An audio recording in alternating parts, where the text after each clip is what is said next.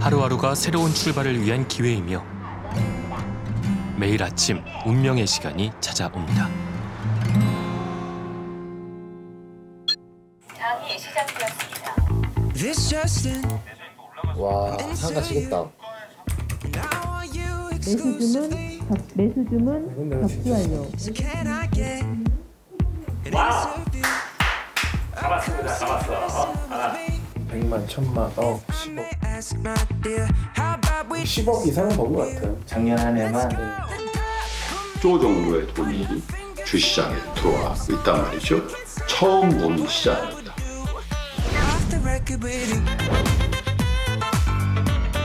주식은 저에게 밥이다. 경제적 자유를 찾기 위해서 하는 거죠. 주식 투자란 기회다? 네, 기회다.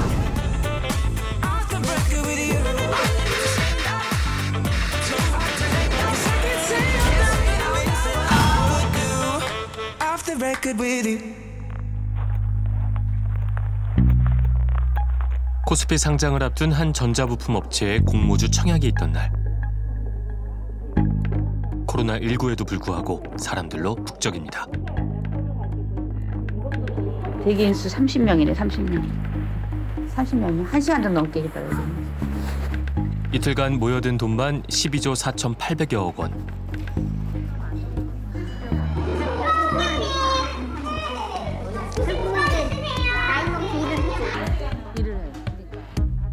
경쟁률은 무려 1147대 1에 달합니다.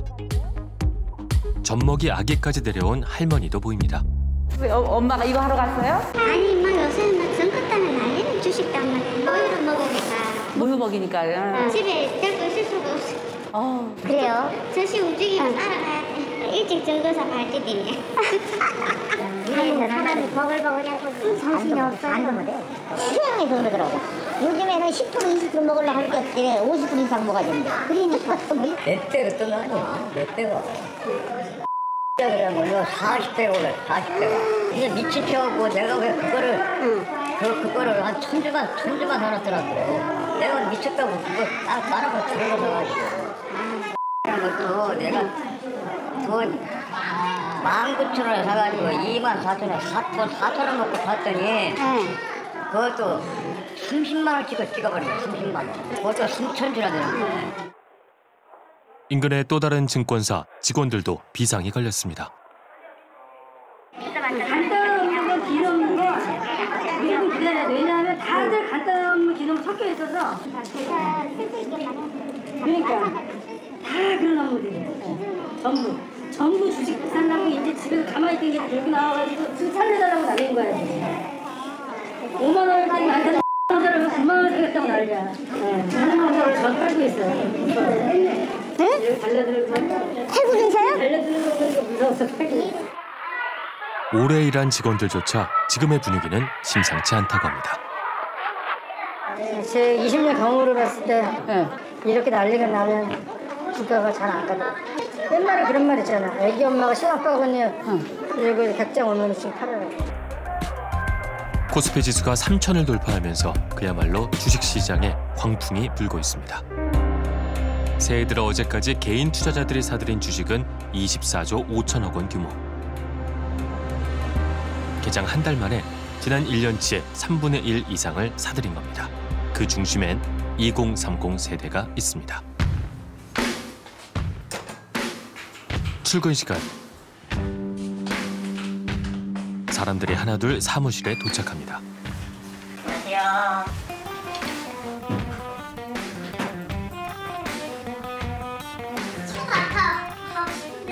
안녕하세요.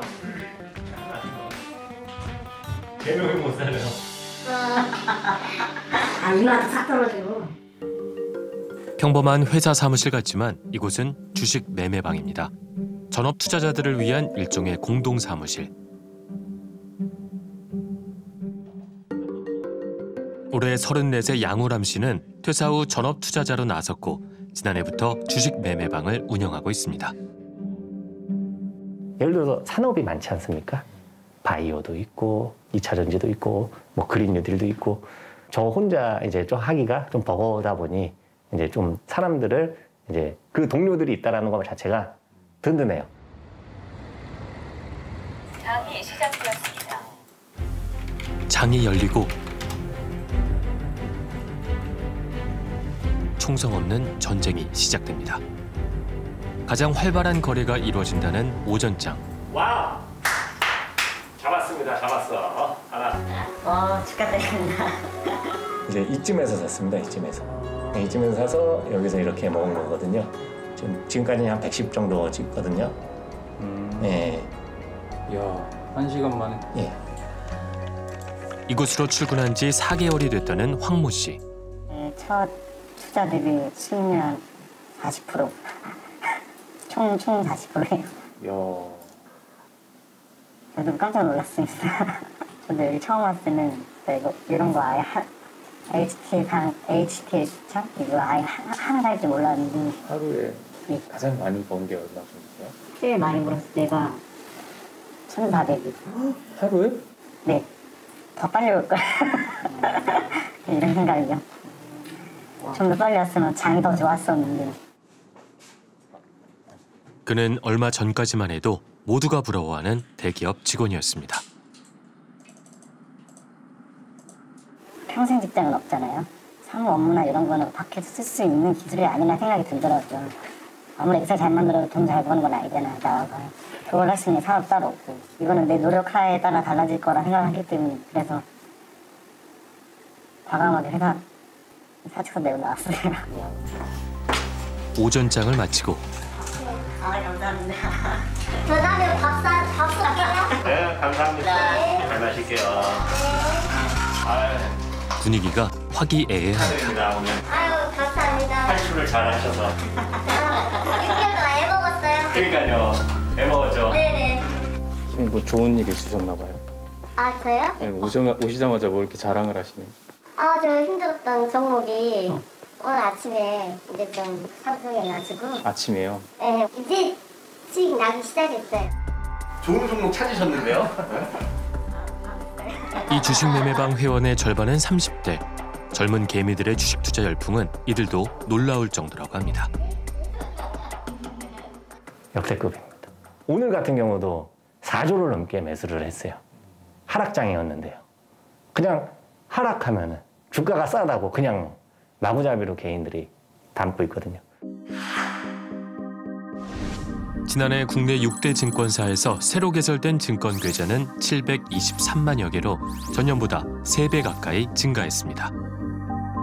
신규 계좌를 만든 이들 가운데 절반 이상은 20, 30대, 이른바 밀레니얼 세대입니다. 군 제대 뒤 복학을 앞두고 있는 김동현 씨도 그중 한 명.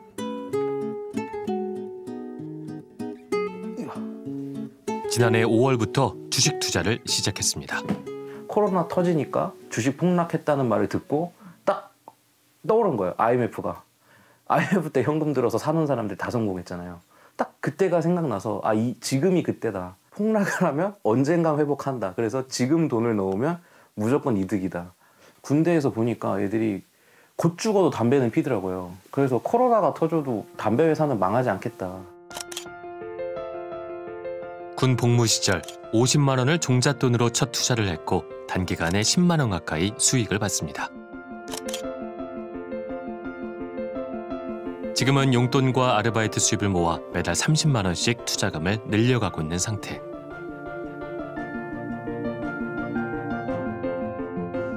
수익률은 어느 정도일까요? 오늘 현재 4분의 1토막이 됐네요, 수익률이. 아, 지금 떨어지신 거예요? 상당히 많이. 원래 이것도 한 5, 6% 수익이었고 금액으로 따지면 20만 원 좀 더 넘는 금액이었는데 지금 8만 원 조금 안 되는 거니까 좀 많이 떨어지긴 떨어졌어요. 며칠 밤 사이에 지금. 그렇죠. 근데 어차피 팔기 전에는 제 돈이 아니기 때문에 이게 마이너스 30%라고 하더라도 전 돈을 잃은 게 아닙니다. 팔지 않았으면. 잘 될 거라 확신이? 예, 저는 확신이 있죠. 지금 당장 떨어지더라도 그냥 존버하다 보면 승리할 거라는 확신이 있죠. 오를 때까지 버티는 게 존버입니다. 지난해 급등하는 주식시장을 보며 황급히 뛰어든 초보 투자자 강정인 씨. 안녕하세요. 선생님 상한가 가나요? 아, 상한가 쳤다. 27%야 지금. 그 700원 벌었어 나. 네, 편지 샀어. 아, 선생님 떨어진다. AR, VR. 애플이 눈을 돌린 곳은 VR과 AR이다. 실제로도 많은 투자가 이뤄지고 있다고 전해지며 이놈의 주식이 뭔지 요즘은 고등학생 때도 멀리했던 공부를 머리를 싸매면서 하고 있습니다. 제가 기억력이 나빠가지고 원래 가게에서 공부할 때는 이제 핸드폰으로 보면서 여기다가 필기하고. 부자를 꿈꾸는 24 청년. 얼마 전부턴 하루 4시간으로 잠을 줄이고 3가지 일을 동시에 하고 있습니다. 아침나절엔 주식 관련 개인 방송을, 안녕하세요. 5A900이요. 5A900이요? 네. 네, 감사합니다. 수고하세요. 오전 11시부터 오후 3시까지는 배달 아르바이트를, 오후 4시부터 새벽 3시까지는 식당에서 일합니다. 용돈을 벌기 위해 10대부터 시작한 식당 아르바이트. 함께 일하던 형들이 가게를 차려나가는 걸 보며 정희 씨도 사장님을 꿈꾸고 있습니다. 파운드리 업계에서는 그것만 보면 몇 등쯤 합니까? 2등입니다. 그 꿈을 앞당기기 위해 최근 적금을 깨고 투자금을 1,000만 원으로 늘렸습니다. 일론 머스크 같은 경우에도 뭐 상패 직전까지 왔는데 이렇게 성공을 했고, 어떤 사업이라든지 투자라든지 다 리스크는 있는데 부자들을 보면은 다 주식을 하고 있거나 주식을 갖고 있거나 혹은 솔직히 안 무섭다고 하면 거짓말이고요. 리스크가 크지만 버는 수익이 더 많으니까 저는 이걸 택한 거죠. 지난 1년 사이 구독자 수가 100만 명 이상 늘었다는 3프로TV. 요즘의 주식 투자 열풍을 실감하고 있습니다. 물어 회사에 전화 오신 분도 있었거든요. 상담받겠다고? 예. 그래서 심지어 주말이 싫고 아침에 나와가지고 빨리빨리 장이 열려서 돈 벌고 싶은 마음이. 네. 요즘에 젊은 친구들이 그렇다 그러더라고요. 시장이 워낙 좋으니까. 금요일 3시 반이 가장 악몽의 시간이라는 거예요. 예, 요즘에 그렇다 그러더라고요. 이틀 반을 참아야 되니까. 30대 여성의 사연인데요. 회사 생활 10년 동안 열심히 아껴서 현금 1억을 모았는데요. 부모님의 도움으로 아파트를 샀던 제 친구는 5년 만에 4억을 벌더군요. 참 뭐랄까요. 배가 아픈 차원이 아니라 이 세상을 어떻게 살아야 하나 막막한 기분이 들었습니다. 근데 부장님, 요즘에요 2030 세대가 주식을 많이 하는 이유 중에 이분이 진짜 솔직하게 얘기한 거예요. 집을 못 산 거예요. 자, 그래서 내가 주식으로 역전시키겠다. 이렇게 하는 20, 30대가 엄청 늘었어요. 야, 근데 이게 되냐 이거지. 주식 열풍 이면엔 청년 세대의 절박함이 있습니다. 집값이 얼마나 올랐습니까? 근데 저 집은 부모님이 집을 사는데 또 도와줘요. 그러니까 부가 유전되는 거예요. 부가 세습되는 거예요. 2030 세대들은 아무리 생각해봐도 나의 노동소득으로 저 부를 따라갈 재간이 없어 보여요. 그래서 주식 투자에 나선 거고, 주식 투자를 성공하면 이 성공한 돈으로 집을 사고 나도 중산층에 편입하고. 미래는 두렵고 현실은 답답하기만 합니다. 안녕하세요. 연락드렸던 올해 나이 37의 유튜버 강 과장. 저는 이제 회사 다니면서 유튜브를 하고 있는 30대 직장인이고요. 부업 삼아 시작한 개인 채널은 많은 이들의 공감을 사고 있습니다. 좀 짧아도 돼요. 그러면 이제 잠깐 안 움직여봐요.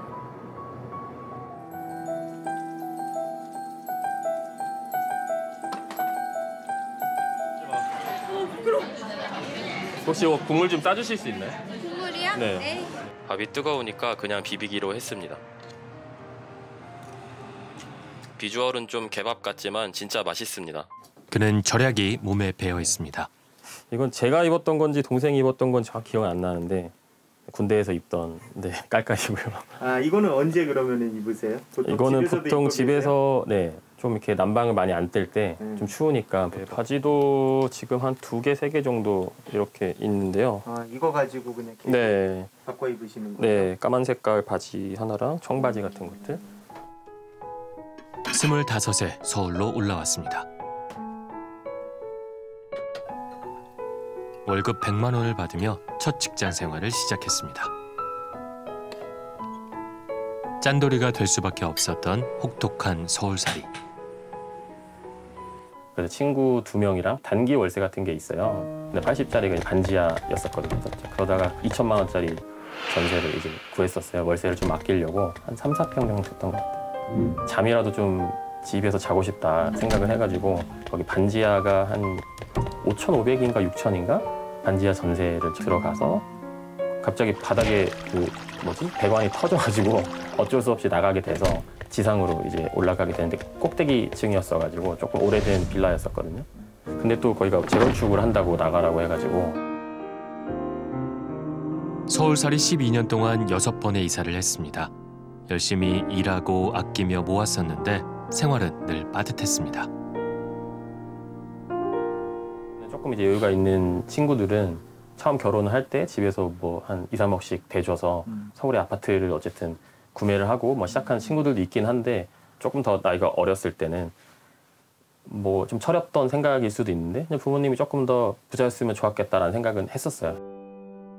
월급이 200만 원 오르는 동안 서울 아파트 값은 5억 원가량 올랐습니다. 2년 전 청약을 포기하고 전세에 2억 9천만 원을 끼고 14평짜리 나홀로 아파트를 샀습니다.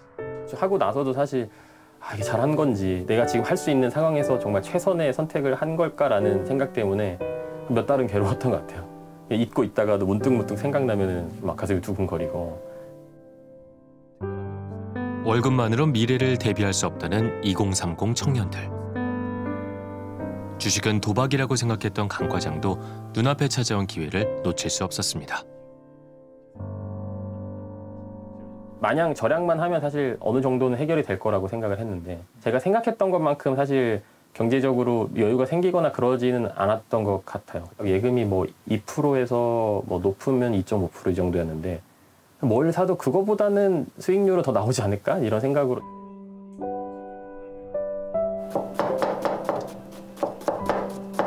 지난해 김동환 씨는 다니던 회사를 그만두고 가게를 차렸습니다. 코로나19로 잘 되던 식당도 문을 닫는 판에 무슨 배짱이냐고 다들 말렸지만 배달 전문점이니 오히려 승산이 있다고 믿었습니다. 장사를 시작한 지 9개월. 지난달에 솔직히 말씀드리면은 이제 부모님이나 지인이나 뭐 특히 여자친구한테 뭐 일한다, 바쁘다 이렇게 말은 하지만 실제로는 주문이 없는 상태니까 되게 제 자신이 좀 한심하다고 생각도 들고 뭐 내 역량이 이거밖에 안 되는구나. 작은 골목 식당의 한계는 컸습니다. 대형 프랜차이즈 업체들의 공격적인 마케팅은 따라갈 수가 없었습니다. 대형 프랜차이즈 업체들 있잖아요. 치킨이 원래 15,000원인데 거기서 8,000원 할인 쿠폰을 이렇게 주더라고요. 그래서 저도 시켜 먹었어요. 저도 시켜 먹었는데 사람들은 오죽하겠어요. 자영업은 위기였지만 증시는 화랑이었습니다. 투자의 기본, 특히 주식 투자의 기본은요. 딱 한마디만 기억하십시오. 주식 투자로 돈을 벌었다는 이야기가 끊임없이 들려왔습니다. 먹을 때 왕창 먹는 투자가 주식 투자예요. 지난 가을, 동환 씨는 은행에서 2천만 원을 대출받아 그중 1,700만 원을 주식에 투자했습니다. 때도 보시면 이 회색 지역이 끝나자마자 부채가 이렇게 조정을 받고 예를 들어서 뭐 10,000원에 샀는데 이게 5만 원이 됐다. 그러면 얼마 벌었냐? 글쎄 한 1,000만 원 벌었네? 이렇게 말하는 친구도 있었고 안 하면은 나만 뒤처지는 건가? 바보같이 뭐 열심히 일만 해서 돈 버나? 그런 생각이 들더라고요. 석 달 만에 대출금을 갚고도 남을 정도로 수익이 났습니다.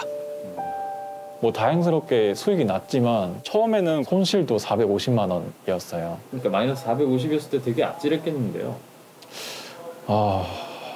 많이 아찔했죠. 근데 더군다나 저는 대출을 받아서 그렇게 투자한 거라서 그러면은 좀 더 힘든 상황이 될 수도 있죠.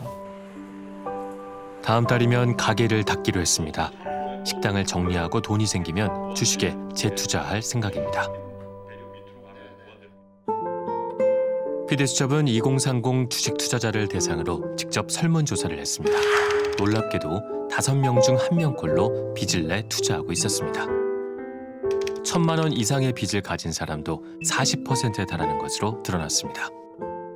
그걸 감당할 수 있으면은 나쁠 게 없다고 생각해요. 그냥 근데 감당할 수 없다면은 안 하면 되는 거죠. 7,100만 원을 주식에 투자한 20대 직장인 이모 씨. 투자금의 절반은 신용대출입니다. 이게 다 선생님이 지금 혼자서 관리하시는 종목이라는 말씀이신 거예요? 네네. 끝이 없네요. 투자금이 늘면서 보유 종목도 350여 개로 늘었습니다. 진짜 뭘 사든지 다 오르는 그런 시장이어가지고 이제 급등하는 것들이 되게 많았어요. 막 하루에도 막 30% 오르는 것들이 있고 싼 것들도 있거든요. 한 주에 뭐 1,500원짜리도 있고 뭐 한 주에 뭐 5,000원짜리도 있고 그런 거 짜잘짜잘하게 뭐 30만 원씩 사면은 또 종목 수가 늘어나니까. 많이 사놓고 수익이 나는 대로 팔아버리는 자신만의 매매 기법도 개발했습니다. 오늘 매도한 주식의 개수입니까, 저기 다? 네. 대충 따져도 한 100여 개 되네요. 이 주식을 사가지고 여기서 뭐 3%, 5%, 10% 더 간다 이런 거를 저는 이제 욕심을 안 가지고 그냥 1%라도 수익이면은 저는 바로 팔아버려요. 손실에 대해서는 마이너스 30%까지는 특별하게 생각 안 하고 그냥 인내하는 편이에요. 아직 손실본 종목은 팔지 않았고 그동안은 상승장이었기에 큰 탈이 없었다는 이 씨. 그가 두려운 건 빚을 떠안는 것보다 기회를 놓치는 것입니다. 주식에 100%는 없기 때문에 폭락작이 올 수 있죠. 어느 순간. 물론 염두는 둬야겠지만은 긍정적으로 저는 생각을 해요. 그 폭락장이 올지언정 내가 사고 싶은 주식을 싸게 살 수 있는 절호의 기회다. 높은 수익률을 미끼로 초보 투자자를 노리는 금융사기 사건이 늘고 있습니다. 지난해 송 씨는 주식 투자 업체라는 곳으로부터 한 통의 전화를 받았습니다. 매수 타임, 매도 타임 이런 걸 맞춰서 들어가니까 2주 안에 2~3배 수익을 기대할 수 있다. 그렇게 얘기를 하더라고요. 걔네가 대리매매를 해주겠다 그런 거예요. 그런 데가 뭐 한 군데면은 여기 사기다 뭐 이럴 수 있는데 뭐 이런 무슨 스타 회사라고 해서 여기저기서 전화가 많이 왔어요. 처음엔 관심이 없다가 불법적이다 뭐 이런 걸 생각을 아예 못할 정도로 요즘에는 이런 게 트렌드구나. 레버리지를 이용하면 투자금을 10배로 굴릴 수 있다며 투자자들을 유혹했습니다. 미수나 신용 대출 이용하시는 분들 많은데 채무로 잡히는 것도 있고 금액도 3배에서 4배밖에 안 되시잖아요. 저희는 대출로 잡히지도 않고 금액도 10배까지 이용이 가능해서 조건이 되게 좋기 때문에 따로 나와서 운영을 하고 있는 거고요. 관리자분은 그 여의도 증권에 있는 그 과장님이시고요. 지금 수석으로 증권사에서 직접적으로 애널리스트로 운영을 하고 계시는 분이에요. 나름 제가 금융회사의 직원들이라고 생각을 했기 때문에 더 믿었었고 임직원들이 같이 한다고 하니까 잘못되는 경우는 거의 없는데 잘못되더라도 다시 투자해서 이렇게 원금은 어떻게든 만들어줄 수 있다. 어쨌든 10배로 불리니까 또 금방 또 찾을 수 있을 것 같고. 하필 자고 일어나면 집값이 몇 천만 원씩 올라있던 시기. 새로 이사갈 전셋집도 알아봐야 할 때였습니다. 그때도 바보 같았던 게 그 레버리지를 알아서 아 내가 이걸 알아서 너무 감사하다 이런 생각을 했어요. 바보같이. 이거 주식으로 이 돈을 벌어서 이거 전세 대출을 갚을 수 있겠다. 그리고 오르는 전세 대출에도 대응할 수 있겠다. 그런 생각을 가졌어요. 5천만 원을 투자한 송 씨. 하지만 주가는 연일 하락세였습니다.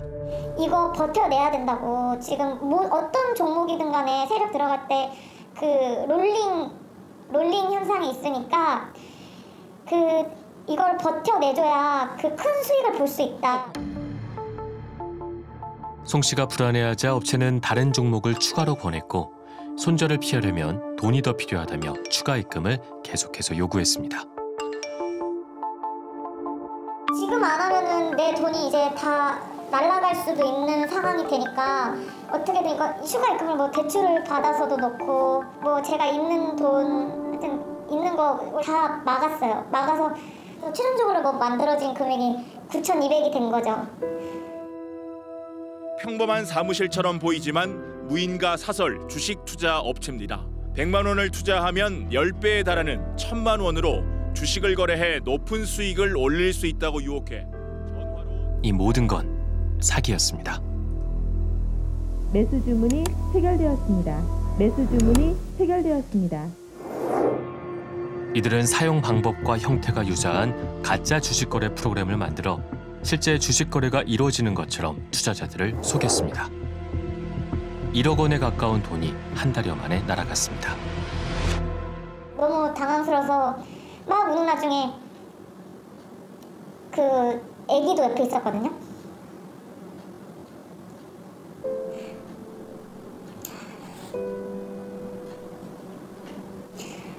애기가 엄마 왜 그래? 울지마 하는데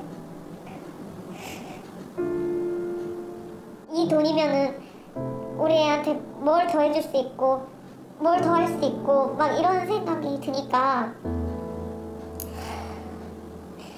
지금 남편이 애 두고 제가 참으면 어떡하나. 남편이 불안해요. 나만 고통받으면 되는데 내가 도대체 이 화목한 가정에다가 무슨 짓을 한 거지 하고. 투자자들은 피해를 입기 전까지 사기라는 사실도 눈치채지 못했습니다. 굉장히 피해자가 많아요. 어제 저녁에도 한 이제 30대 후반인 피해자의 연락을 받았어요. 이틀 사이에 한 1억 2천을 사기를 당했다고 하더라고요. 아직도 모르고 이렇게 당하시는 분들이 계시거든요. 그동안 이제 재테크의 큰 축은 부동산 투자였습니다. 그러나 이제 현실적으로 부동산 투자 여건이 굉장히 어려워지면서 이제 소액으로도 투자할 수 있는 주식 시장으로 상대적으로 흘러들어오는 이제 풍선 효과도 작용을 했다. 주식시장이 크게 이제 1년 동안 상승을 하면서 자신만 주식시장에 소외될 수 있다라는 이른바 이제 포모 증후군이죠. 포모 증후군까지 가세하면서 최근에 이런 흐름이 조금 더 빨라지고 있는 것 같습니다.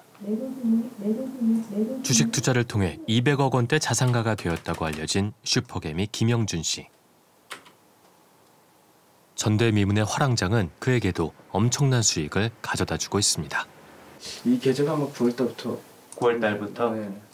아마 이 정도 한 것 같은데. 16억? 네, 16억 7천. 여기는? 7억 3천. 7억. 합치면은? 24억 정도 되겠네. 24억이요? 네. 10, 11, 11. 4달.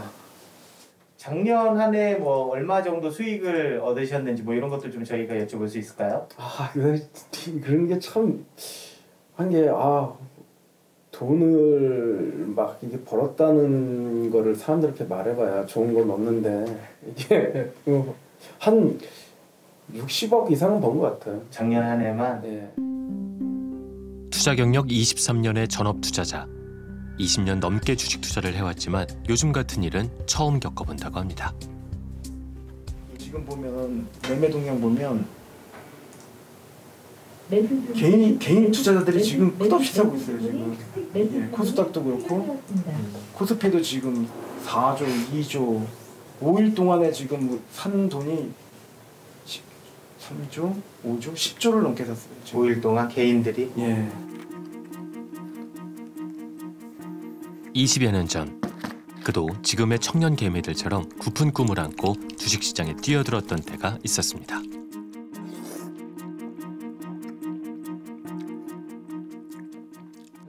년도에서 IMF 끝나고 이렇게 쫙 올라가는 시절에 뭐 테크만 붙으면 막 올랐어요. 그 당시에 막 그냥 신문지 딱 보고 아 이게 많이 오를 것 같은데 이게 그냥 그런 눈대중 많이 좀 빠졌다 싶으면 그냥 사고 500만 원 정도 투자해서 한 1억 5천 이상 번 것 같아요. 그래가지고 저도 그만두고 전업을 했죠. 그때부터 이제 하락장이 시작된 거예요. 그냥 그래서 다 까먹었죠. 뭐 불과 몇 달 만에. 아 그 1억 5천을? 네. 운이 좋아 벌었을 뿐인데 운이 나빠 잃었다는 생각에 빚을 내 뛰어들기도 했습니다.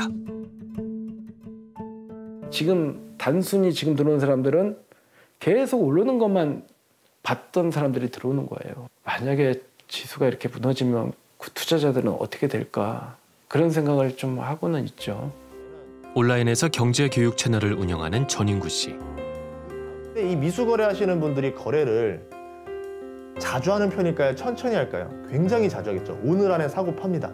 하한가가 몇 %죠? 비투의 위험성을 강조합니다. 그럼 하한가 한 번 나면은 나는 그냥 내 돈을 다 날린다라는 겁니다. 상승장만 믿고 준비 없이 뛰어드는 이들이 생각보다 많았습니다. 주식 같은 경우는 사고 나면 이틀 뒤에 돈이 빠져나가는데 그거조차 모르고 들어오시는 분들이 많아서 졸지에 이러는 거죠. 왜 반대 매매가 되냐? 왜 나는 모르겠다? 이런 분들이 너무 많은 거예요. 비투로 고민하는 청년들의 메일도 끊이질 않습니다. 부모님 설득해서 전세대출금 2억 3천 받았다라는 거예요. 아이고. 그러다가 이제 결국 1억 4천 날리고 9천만 원만 남았다. 그걸 만회하고 싶다 그래가지고 급등주에다 손을 댔다라는 거죠. 그렇게 일주일 만에 1억 4천을 잃었다는 거예요. 순식간에 잃은 거죠. 대학 시절부터 주식 투자를 해온 전 씨는 변동성이 큰 주식시장의 무서움을 직접 겪었습니다.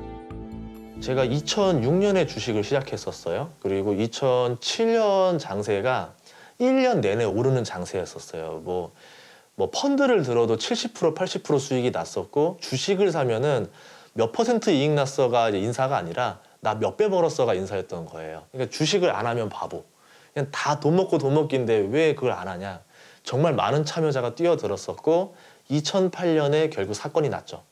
미국과 일본 경제에 낀 먹구름이 우리 증시까지 어둡게 하고 있습니다. 코스피 지수가 오늘 1800선이 무너졌습니다. 마지노선으로 여겨졌던 1600선마저 무너졌습니다. 코스피 지수 1000이 무너졌습니다. 처음으로 코스피, 코스닥 모든 종목이 하한가 가는 걸 처음 봤어요. 진짜 처음 봤어요. 그러니까 모든 종목이 다 하한가가 떨어졌고 코스피 지수가 2000에서 900으로 떨어졌는데 아무리 우량주라고 하더라도 60%가량 손실이 났던 시기였었어요. 아우 견디면 되지. 견디면 다 돌아오지 않아. 그거는 결과론적인 이야기인 거고 그 당시에 내가 그 현장에 있으면 모두가 패닉이에요. 맨날 죽고 싶다. 너무 힘들다. 팔고 싶다. 너무 괴롭다.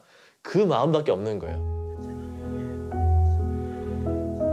1년 전만 해도 주식 투자를 공부하게 될 줄은 몰랐습니다. 가만히 있으면 가난해지고 안 하면 바보가 되는 이상한 세상입니다. 어쩌다 대한민국은 청년들이 주식의 희망을 올인하는 나라가 된 걸까요? 엄마 아빠한테 가끔씩 옛날에 집 얼마였어? 물어보면 깜짝깜짝 놀라요. 그냥 그 금액이면은 솔직히 지금 월급 플러스 대출해서 살 수 있거든요. 주식 안 하고 싶어요, 저희도. 저는 그래요. 주식보다 집 사고 싶어요, 당연히. 근데 그렇게 할 수밖에 없죠, 주식을. 가만히 있으면은 돈은 그냥 가만히 불어나지 않으니까. 그분들의 어떤 투자 행위 또 주식시장에 대한 열기가 그저 한때의 광풍이고 이렇게 폄하할 필요는 없겠다 이런 생각을 합니다. 그럼에도 불구하고 한 가지 걱정은 주식시장은 처음부터 끝까지 영원히 올라간다는 그 환상에만 갇혀 있는 분들도 더러 보이거든요. 증시가 좋을 때는 모두가 돈을 벌었으니까 피해자가 없어요. 근데 증시가 하락하는 시기도 당연히 와요. 그러면 그때는 수많은 피해자들이 나올 건데 그때는 이 2030 직장을 가졌던 친구들이 직장에 대한 의욕은 이미 사라진 지 오래가 됐고 가진 돈마저 다 잃었고 빚더미에 눌러앉게 됐을 때 2층이 사회적인 분노는 어마어마하다 수 있다라 싶은 거예요. 그래서 더 걱정이 되는 거예요. 그 다음 이야기가. 어둠이 짙게 내린 밤, 파주 주택가에 수십 명의 기자들이 진을 치고 있습니다. 곧이어 경찰들이 나타나 한 주택으로 들어갑니다.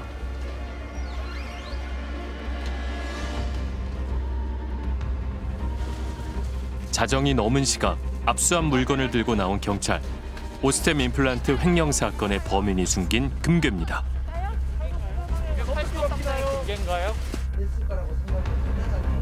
금괴의 존재를 처음 제보한 것은 금거래소였습니다. 인터넷 뉴스에 횡령에 대한 내용이 나와서 그거를 인지하고 강서 경찰서에 저희가 제보를 하게 됐고, 이 씨가 680억 원어치 금괴를 사들였다는 사실이 알려지면서 세간의 관심은 온통 사라진 금괴에 쏠렸습니다.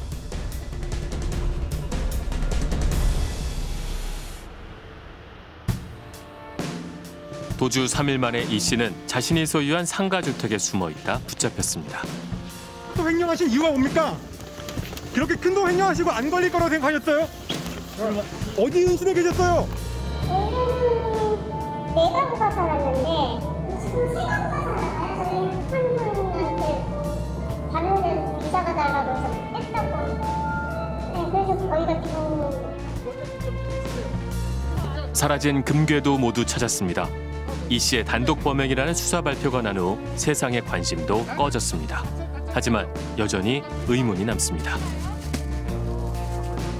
이토록 큰 회사에서 이토록 큰 금액이 이토록 아무도 모르게 나가는 이유가 무엇인가? 자금 출납에 있어가지고 기존의 내부 통제 장치를 무력화하는 무언가가 있었는지, 그것을 누가 했는지. 더 좋은 기술에 대한 오스템 임플란트는 코스닥 상장 기업으로 시가총액 2조 원, 개인 투자자가 2만 명에 달합니다. 똑똑한 사람은 혼자 부자가 되는 사람이고 위대한 사람은 여러 사람을 부유하게 만드는 사람이라고 합니다. 횡령 사건으로 주식 거래가 정지되면서 종목 토론방에는 고통을 호소하는 목소리들이 줄을 이었습니다. 제가 평생 투자하는 회사가 단 1인의 행위로 이렇게 될 수 있다니 상패당하면 전 그냥 한강으로 가렵니다. 25년 분필 마시며 마누라랑 학원하며 모아 투자한 돈 15억. 정말 죽여버리고 싶다는 생각뿐이었어요. 아는 의사 추천으로 전세 대출 받아서 투자했더니 이게 무슨 날벼락인가요?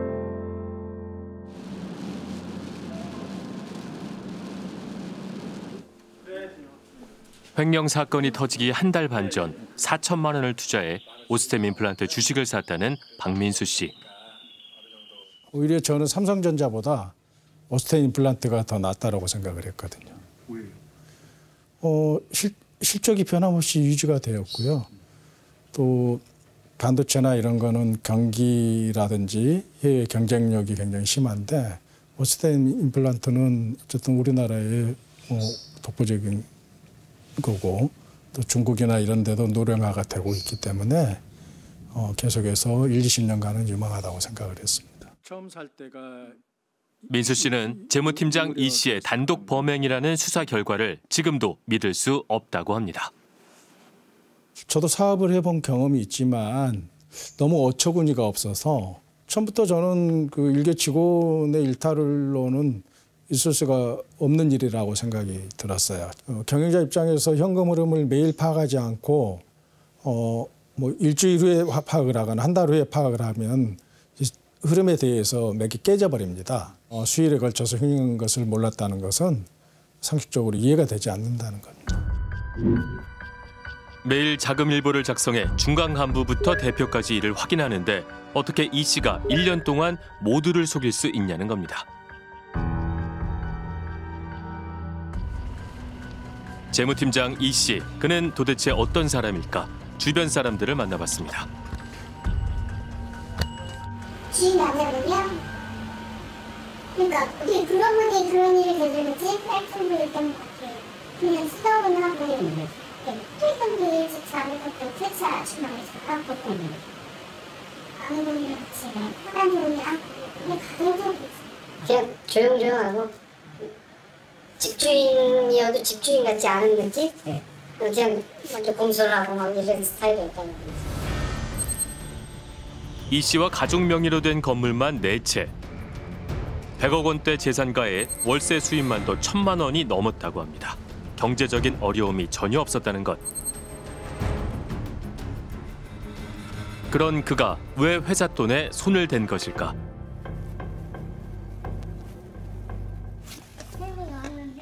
이 씨는 경찰에 붙잡히기 전 가족들에게 이런 말을 했다고 합니다. 거기 재무팀장으로 있으면서 주식 담당이었어. 근데 여기 다닌 지가 좀 됐어. 그 전에 이전에 다니던 회사에서 얘를 갖다 스카웃 시켜갖고 데리고 간 거야. 증권 1인자이기 때문에. 그래갖고 야가 벌어주기도 많이 벌어줬어, 그 회사에다. 일장님이 야보고 저기를 하라고 할 때 주식을 돈을 맡겨놓고 돈을 아니요 키워보라고 그랬대. 돈을 불려보라고. 그러니까 돈을 맡겨놓은 거지, 가양티. 회장의 지시로 회사 자금을 가지고 주식 거래를 해왔다는 것. 그러다 거액의 손실을 보게 되자 횡령까지 하게 됐다는데 이 씨의 말은 어디까지 진실일까? 사실이 아니라면 회사는 왜 이 씨의 범행을 알아채지 못했을까? 오스템 임플란트에 몸담았던 직원들은 회사의 특이한 시스템이 문제였다고 지적합니다.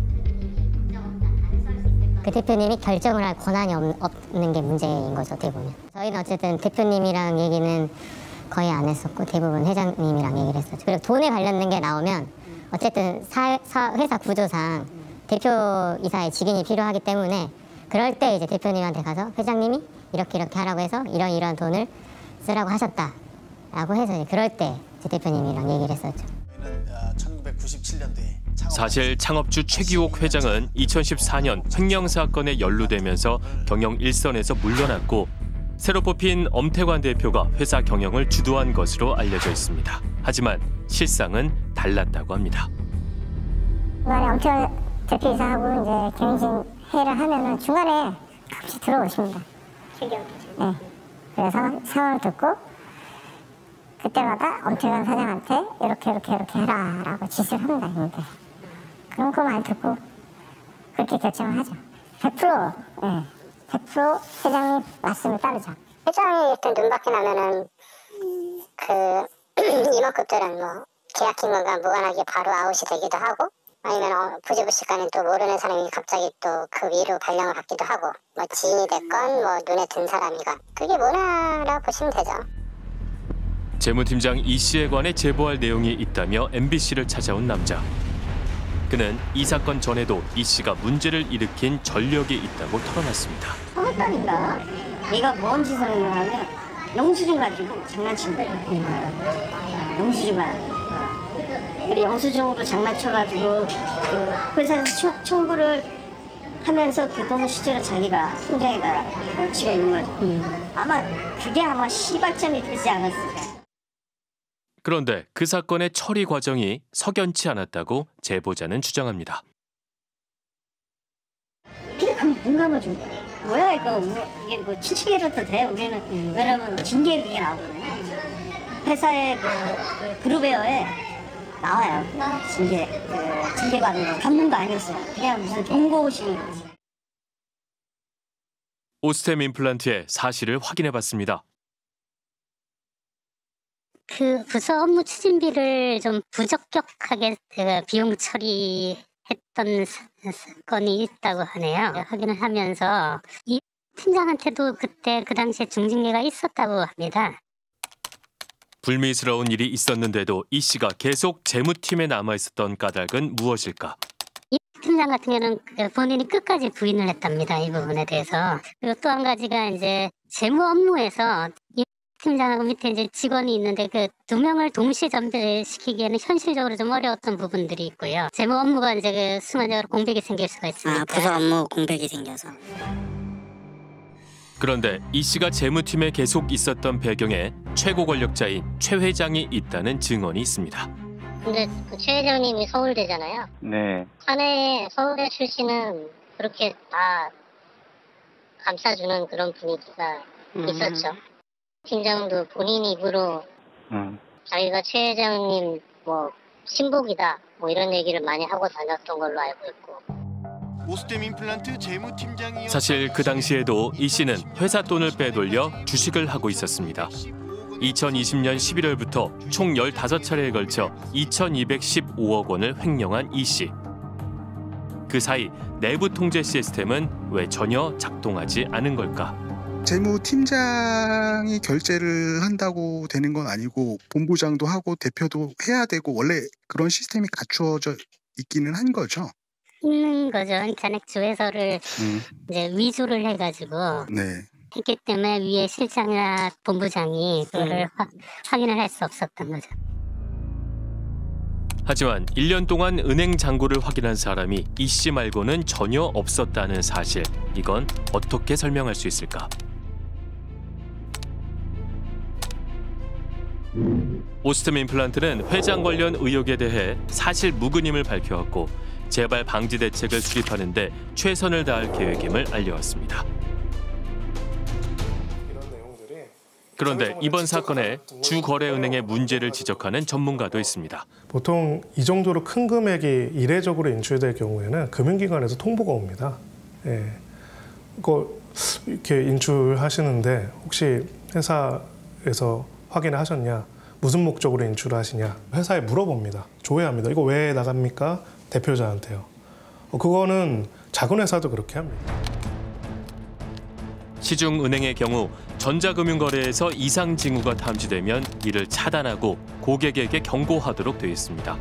2014년부터 운영 중이라는 이상금융 탐지 시스템은 왜 작동하지 않았을까? 은행에 직접 확인해봤습니다.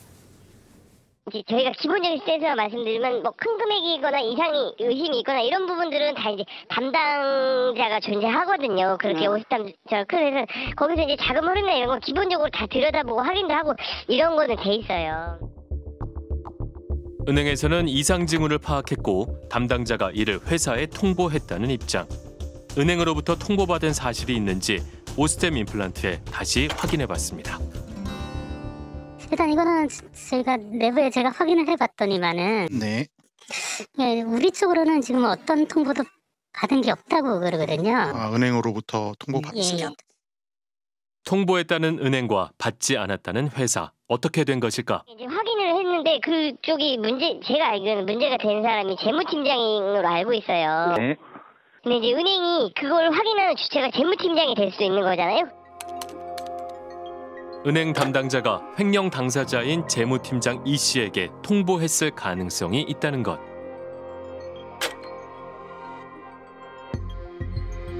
그런데 횡령 사실을 알아낼 기회가 한 번 더 있었습니다. 지난해 10월 이 씨는 빼돌린 회사 돈으로 동진 세미캠 주식 1,430억 원 어치를 샀습니다. 상장사 주식을 5% 이상 취득할 경우 신상 정보를 신고하게 돼 있고 이 사실은 공시됩니다. 당시 이 씨는 파주 슈퍼개미로 회자되며 언론 보도까지 됐습니다. 이거는 이상징후거든요. 왜냐하면 개인이 어떻게 이렇게 많은 자금을 동원할 수 있나. 금감원이 동원이 돼야 됩니다. 반드시 포착이 돼야 되는 부분인데 이번 사건에서는 물론 내부적인 문제도 있지만은 외부에서도 이상 징후들이 있는데 다들 그냥 간과했다는 것이죠. 금융감독원에 수상한 자금의 경우 출처를 확인하는 절차가 있는지 물었습니다. 거기에 그냥 공시하게 돼 있습니다. 자금 출처를 뭐 자기 자금, 대출금 뭐 이렇게 쓰게 돼 있어요. 네네. 그거 이상은 없죠. 네. 그거에 대해서 확인하거나 그런 절차는 없습니다. 아시겠지만 뭐 지금 상장 기업이 한 2,000개 되잖아요. 네. 대량보유 건동보고가 뭐 엄청나게 들어오는데 저희가 그걸 하나하나 이렇게 자금 출처를 확인하고 그런 절차는 가지고 있지 않습니다. 공시라는 게 원래 그런 거고요. 이건 오스템 임플란트만의 문제가 아니라 우리 전체 금융시장이 진짜 문제 있다는 시그널인 거죠. 바깥에 외부에 있는 다른 어떠한 기관들에서도 이 회사를 체크앤 밸런스를 하나도 못했다는 거잖아요. 이걸 바꾸지 않으면 이런 일이 앞으로 발생하지 않는다고 누가 장담할 수 있겠습니까?